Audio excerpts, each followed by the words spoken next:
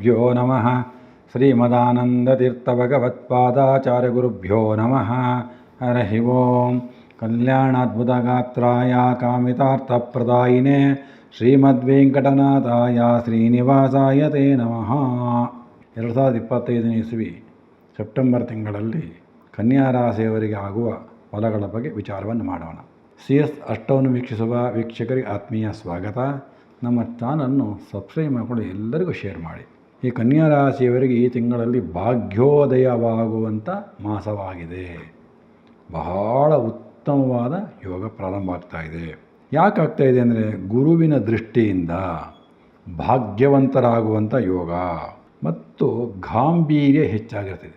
ನಿಮ್ಮ ಮಾತು, ನಡವಳಿಕೆ, ಗುಣ ಒಂದು ಗಾಂಭೀರ್ಯವಾದ ಆಕೃತಿನ ಪಡೀತದೆ.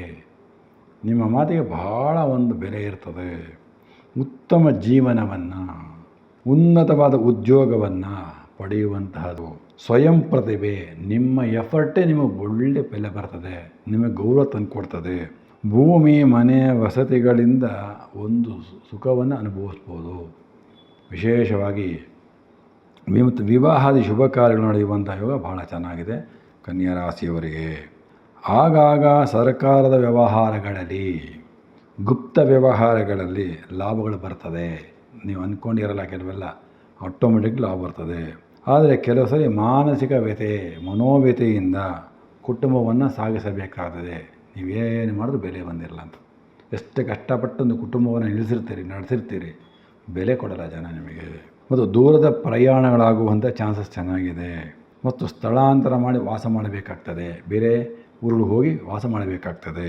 ಮತ್ತು ಪತಿ ಪತ್ನಿಯರಲ್ಲಿ ಕೆಲವು ಅಸಮಾಧಾನಗಳಾಗ್ತದೆ, ಹುಷಾರಾಗಿರಬೇಕು. ಯಾಕೆಂದರೆ ಇದು ಶನಿ ಬಿಟ್ಟು ವಕ್ರಿ ಆಗ್ತಾ ಇದ್ದಾನೆ ನಿಮ್ಮ 7ನೇ ಮನೆ ರಾಶಿಯೊಳಗೆ. ಹಾಗಾಗಿ ಸ್ವಲ್ಪ ಪತಿ ಪತ್ನಿಯರಲ್ಲಿ ಸ್ವಲ್ಪ ಅಸಮಾಧಾನಗಳು ಕಾಣ್ಕೊತದೆ. ಮತ್ತು ಕಣ್ಣಿನ ಆರೋಗ್ಯದ ಬಗ್ಗೆ ಎಚ್ಚರವನ್ನು ವಹಿಸುವಂಥ ಚಾನ್ಸಸ್ ಜಾಸ್ತಿ ವಹಿಸಬೇಕಾಗ್ತದೆ ನೀವೆಲ್ಲ. ಮತ್ತು ಬಂಗಾರ, ಬೆಳ್ಳಿ, ರತ್ನಗಳನ್ನು ಕೊಂಡುಕೊಳ್ಳುವಂಥ ಯೋಗನೂ ಒಳ್ಳೆ ಭಾಗ್ಯೋದಯ ಇದೆ ನಿಮಗೆ. ಮತ್ತು ದುಡುಕಿನ ಮಾತಾಡಿ ಜಗಳವನ್ನು ತಂದುಕೊತೀರಿ. ಆದಷ್ಟು ಮಾತು ಬಗ್ಗೆ ಎಚ್ಚರವನ್ನು ವಹಿಸಿ. ಯಾರಿಗಂದ್ರೆ ಮಾತಾಡೋಕ್ಕೆ ಹೋಗಬೇಡಿ.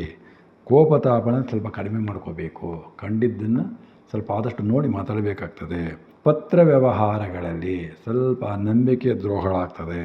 ಆದ್ದರಿಂದ ಯಾವುದೇ ಮನೆಯ ಸೈಟು ವ್ಯವಹಾರ ಮಾಡಬೇಕಾದ್ರೆ, ಪತ್ರ ವ್ಯವಹಾರ ಮಾಡಬೇಕಾದ್ರೆ 10 ಸಲ ಯೋಚನೆ ಮಾಡಿ ಸೈನ್ ಹಾಕ್ರಿ. ಮತ್ತು ವಿಶೇಷವಾಗಿ ಚಿತ್ರಕಲೆ, ರೇಖಾಚಿತ್ರ ಮಾಡುವಂಥವ್ರು, ಬಣ್ಣ ಹಾಕುವಂಥ ಒಂದು ಫ್ಯಾಕ್ಟ್ರಿಗಳು, ಡ್ರಾಯಿಂಗ್ ಮಾಡುವಂಥವ್ರು, ಪೇಂಟಿಂಗ್ ಮಾಡುವಂಥವ್ರು, ವ್ಯಾಪಾರಿಗಳಿಗಂತೂ ನಿಮ್ಮ ಕೆಲಸದಲ್ಲಿ ಉತ್ತಮ ಪ್ರತಿಫಲಗಳು. ನೀವು ಮಾಡಿದ ಕೆಲಸಕ್ಕೆ ಒಳ್ಳೆಯ ಬೆಲೆ, ಒಳ್ಳೆಯ ಗೌರವ ಹಾಗೂ ಗೌರವ ಧನ ಸಂಪಾದನೆಗಳಾಗುವಂಥ ಯೋಗ ಭಾಳ ಚೆನ್ನಾಗಿದೆ. ಸಾಲದ ವಿಚಾರದಲ್ಲಿ ಆದಷ್ಟು ಮಧ್ಯಸ್ಥಿಕೆ ವಹಿಸೋಕ್ಕೆ ಹೋಗಬೇಡಿ.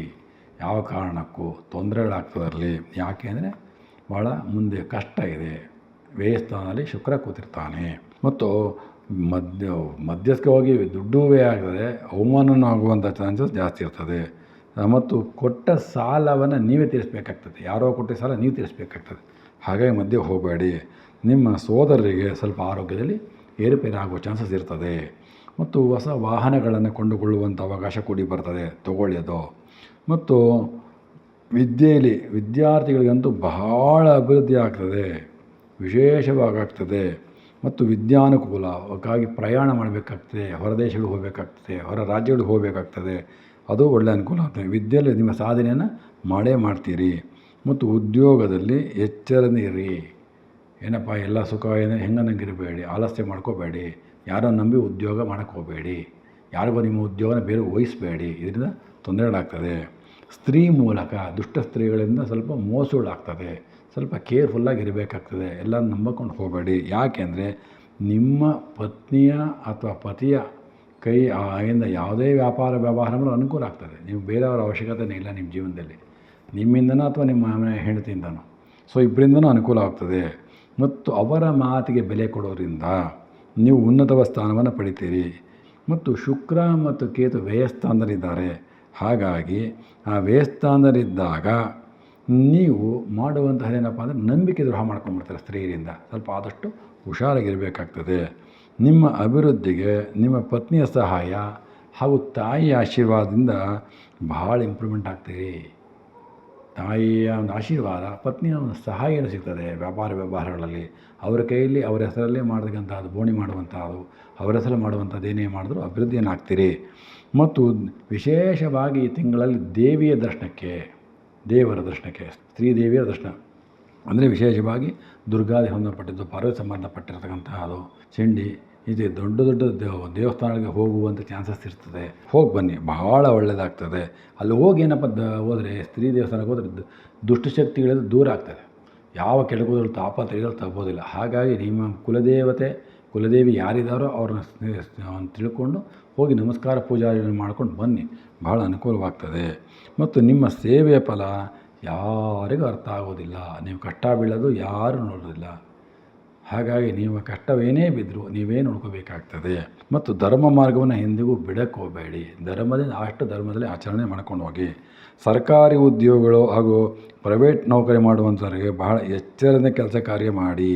ನಿಮ್ಮ ಕೆಲಸವನ್ನು ಬೇರೆಯವ್ರಿಗೆ ಒಪ್ಪಿಸಿ ತೊಂದರೆ ಹಾಕ್ಕೊತೀರ ನೀವು. ಮತ್ತು ಅಪಚರಿಂದ ನಿಮ್ಗೆ ಗೊತ್ತೇ ಇರಲಿಲ್ಲ, ಅವ್ರ ಕಡೆಯಿಂದ ಮನೆಗೇ ಆಶ್ರಯ ಸಿಗ್ತದೆ, ಸಹಾಯ ಸಿಗ್ತದೆ, ವಸತಿಗಳು ಮಾಡುವಂಥವು ಭಾಳ ಚೆನ್ನಾಗಿದೆ. ಈ ತಿಂಗಳಲ್ಲಿ ವಿಶೇಷವಾಗಿ ಭಾಗ್ಯೋದಯ ಆಗುವಂಥ ಕಾಲ. ಅಂದರೆ ಸಂಪತ್ತನ್ನು ಸಂಪಾದನೆ ಮಾಡುವಂತಹದ್ದು, ಆರೋಗ್ಯವನ್ನು ಸಂಪಾದನೆ ಮಾಡುವಂತಹದ್ದು ಚೆನ್ನಾಗಿದೆ.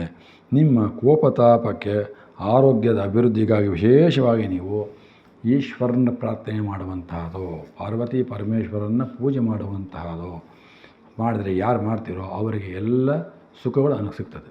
ವಿಶೇಷವಾಗಿ ರುದ್ರದೇವರ ದರ್ಶನ ಪ್ರತಿ ಸೋಮವಾರ ಹೋಗಿ ಒಂದು ಕ್ಷೀರಾಭಿಷೇಕ ಮಾಡ್ಕೊಂಡು ಬರ್ತಕ್ಕಂಥದ್ದು 4 ವಾರ ಈ ತಿಂಗಳಲ್ಲಿ ಹೋಗಿ ನಮಸ್ಕಾರ ಮಾಡಿಕೊಂಡು ಪೂಜೆ ಮಾಡಿಸ್ಕೊಂಬಂದರೆ ಎಲ್ಲ ಕಷ್ಟಗಳು ಪರಿಹಾರವಾಗ್ತದೆ. ನಮಸ್ಕಾರಗಳು.